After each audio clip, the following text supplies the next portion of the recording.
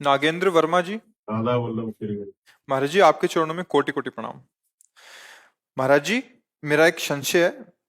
महाराज जी, हम रुपया ब्याज पर देते हैं, यही काम से हमारा परिवार का खर्च और बाकी सब चलता है, लेकिन अब मन में आपका सत्संग सुन के थोड़ी विचलता आ रही है कि ब्याज का पैसा कहीं हमारे लिए पाप का साधन तो नहीं बन रहा। हमारी गति बैंक क्या के होगी? ब्याज से तो लाखों लोगों का जीवन चलता है।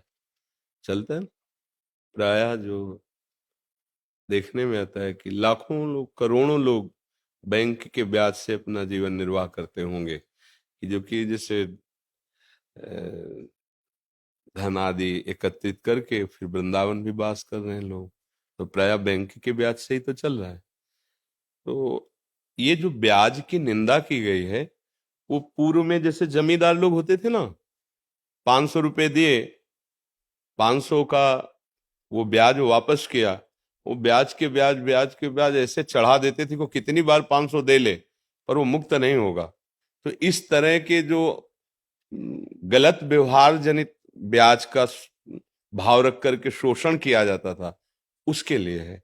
जैसे बैंक से भी आप कर्जा लो तो वहां भी तो आपको उसमें प्रतिशत में होता है ना कि इतने प्रतिशत, हाँ लोन जैसे, या आप बैंक में धन दो तो इतने प्रतिशत आपको ब्याज मिलेगा, ऐसा होता है ना। अगर इस तरह का है, आपका शोषण का भाव नहीं है जो सरकारी विधान से चलता है, तो मुझे लगता है कि चाहे बैंक से ले चाहे आपसे ले। ऐसा नहीं है ऐसा नहीं है, लेकिन कई लोग ऐसा करते हैं, उनको देखकर मेरे मन में ऐसा भाव आ गया कि कहीं मैं ना पाप में नहीं, हमारा जो उद्देश्य था कहने का, वो हमने गांव में देखा है कि ज्यादा बड़ी रकम तो किसान गरीब आदमी ले ही नहीं सकता।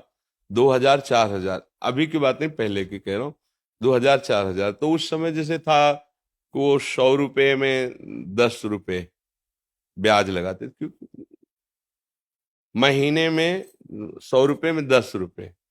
और किसान आदमी, वो तो फसल आएगी, अगर फसल नष्ट हो गई तो अब कहां से बड़ा, मतलब ये तो आप लोग शायद उस कष्ट को नहीं जानते होंगे, जो गरीब हैं किसान हैं और उन्हीं से उनका उदर पोषण होता है।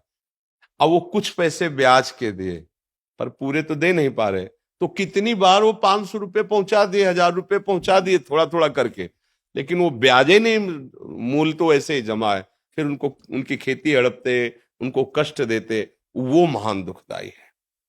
एक नियम है सरकारी हिसाब से, जैसे तो आप जो प्रतिशत, खुली बात है, इतने प्रतिशत ब्याज इसका है, जहां तक हो सके सौहार्द रख करके उसको, उसका सेवा का भी काम बन गया, आपका भी काम चल रहा है। शोषण वृत्ति अगर है तो फिर वो हानिकारक रहेगी।